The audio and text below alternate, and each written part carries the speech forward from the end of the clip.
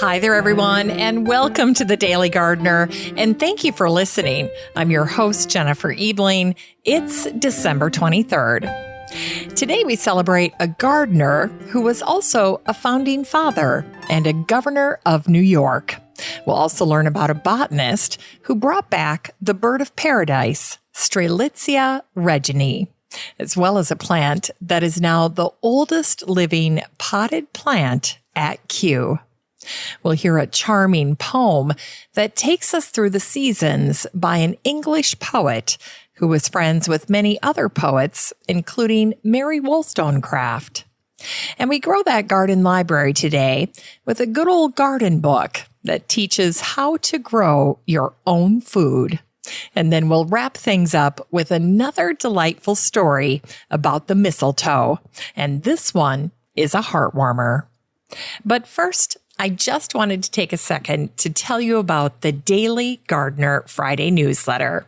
Each and every Friday, even when the show is on break, subscribers to the newsletter get an exclusive email from me with some super useful content, including helpful reminders and tips for the week to help you grow as a gardener.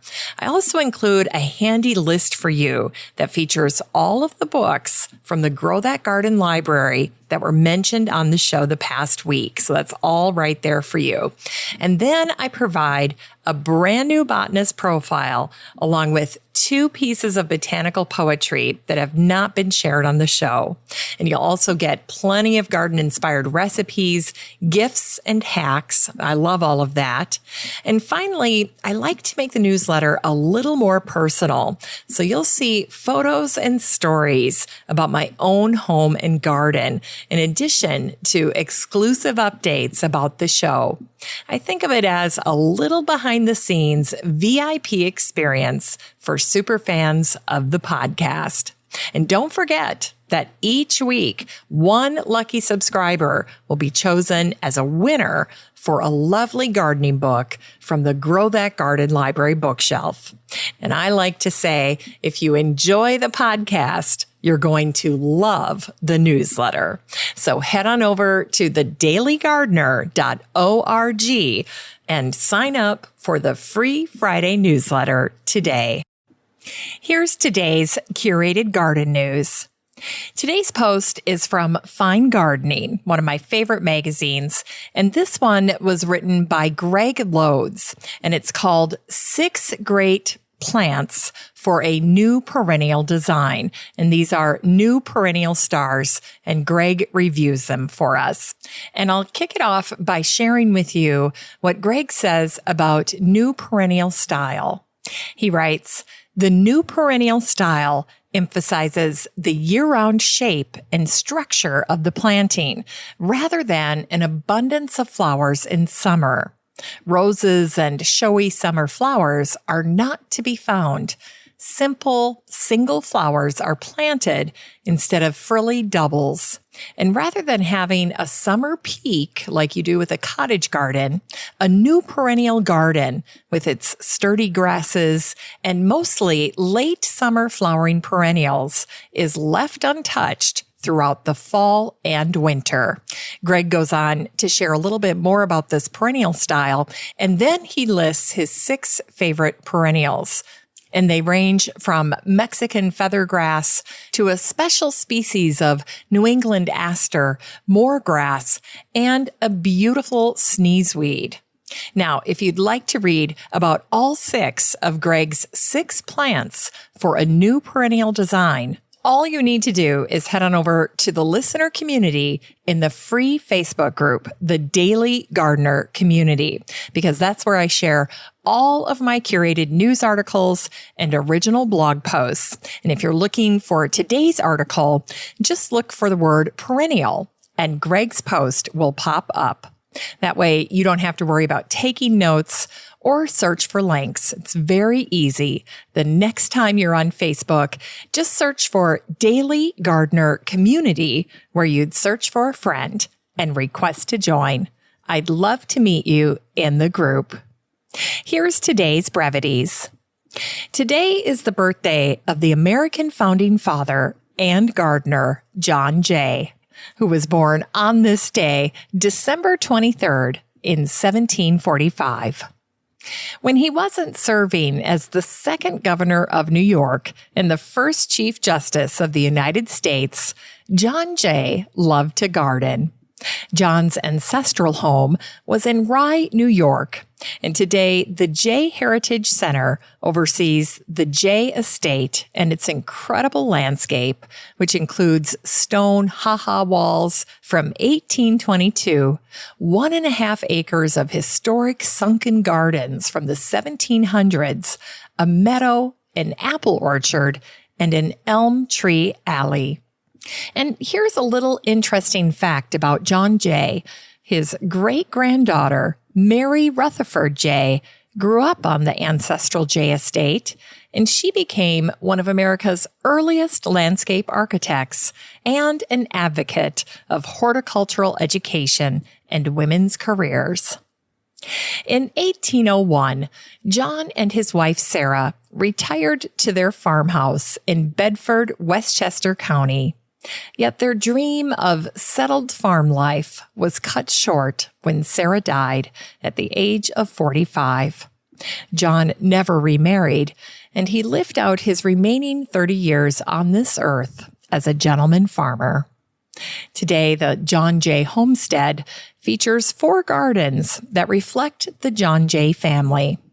The formal gardens feature a fountain and a sundial. The Terrace Garden features deer-resistant plants and an apple orchard in a nod to John Jay's original orchard. And there's another garden that was originally a cutting garden for the Jay family, and it's now been turned into an herb garden that was redesigned by Page Dickey, who laid out a 17th century English knot garden. There's a teaching garden to inspire kids to get involved in horticulture. And I think that the most touching garden of all is the blue and white North Courtyard Garden, which was inspired by a book of pressed flowers from John's daughter, Maria Jay. This charming blue and white garden features violets, poppies, and irises, which bloom from spring to fall. And I should mention that all of the gardens at the John Jay homestead are tended by local garden clubs. And today is the anniversary of the death of the Scottish gardener, botanical illustrator, and very first plant hunter for Kew, Francis Masson, who died on this day, December 23rd, in 1805. After proving himself capable at Kew, Joseph Banks sent Francis on an expedition to southern Africa, where he met up with the Swedish botanist Carl Peter Thunberg.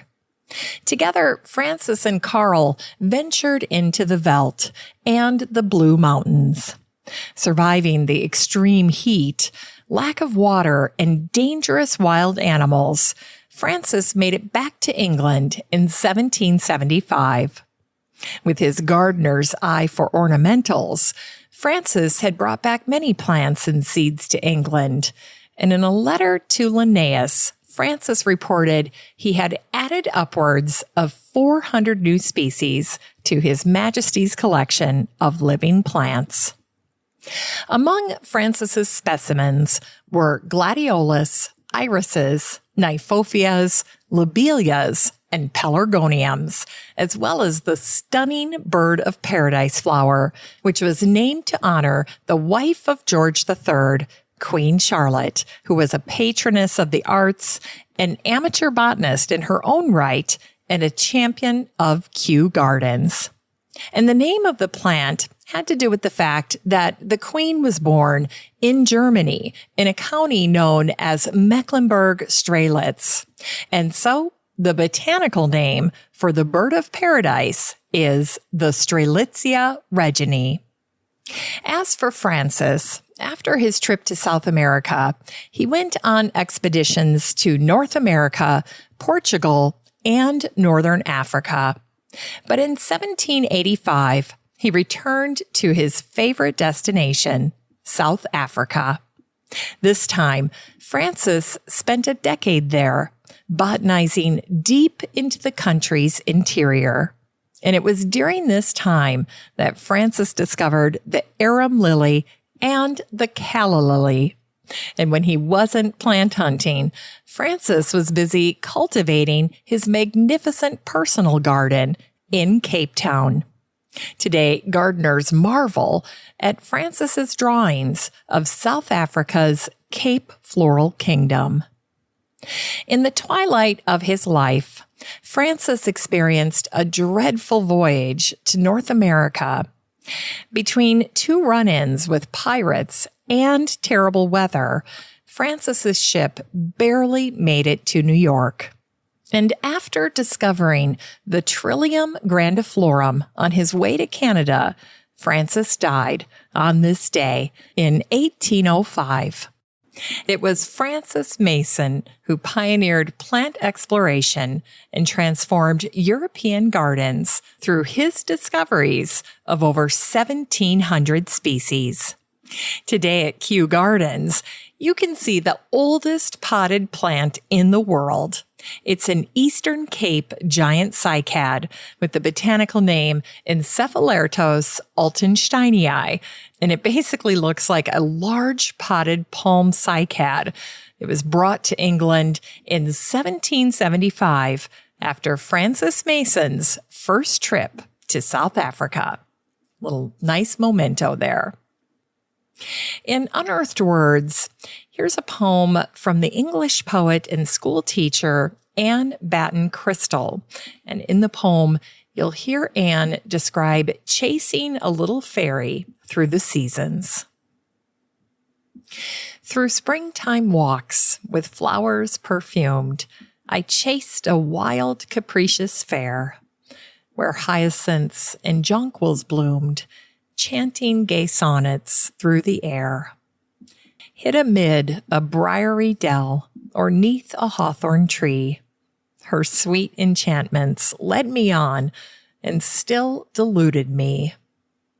While summer's splendid glory smiles, my ardent love in vain essayed. I strove to win her heart by wiles, but still 1,000 pranks she played. Still over each sunburned furzy hill, wild, playful, gay, and free, she laughed and scorned. I chased her still, and still she bantered me. When autumn waves her golden ears and wafts over fruits her pregnant breath, the sprightly lark its pinion rears, I chased her over the daisied heath. And all around was glee. Still, wanton as the timid hart, she swiftly flew from me. Now winter lights its cheerful fire, while jests with frolic mirth resound, and draws the wandering beauty nigher. 'Tis now too cold to rove around. The Christmas game, the playful dance, incline her heart to glee. Mutual we glow, and kindling love draws every wish to me. It's time to grow that garden library with today's book, The Grow Your Own Food Handbook by Monty Birch. This book came out in 2014, and the subtitle is A Back to the Basics Guide to Planting, Growing, and Harvesting Fruits and Vegetables. In this book, Monty puts together a simple resource for gardeners who are eager to reap the benefits of homegrown vegetables and fruits. Monty shares detailed instructions for fall and winter food growing and the specific health benefits for each crop. Learn how to grow, how to harvest, and how to store your own food. This book is 240 pages of guided instruction from Monty Birch, showing you how to grow all types of fruits, vegetables, and even grains.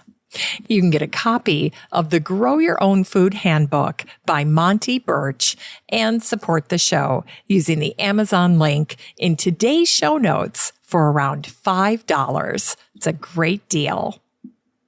Finally, here's something sweet to revive the little botanic spark in your heart. It was on this day, December 23rd, in 1978, that the Oshkosh Northwestern out of Oshkosh, Wisconsin, published a story called Mystical Mistletoe is Historical Sprig by Pat van der Velden. Here's an excerpt.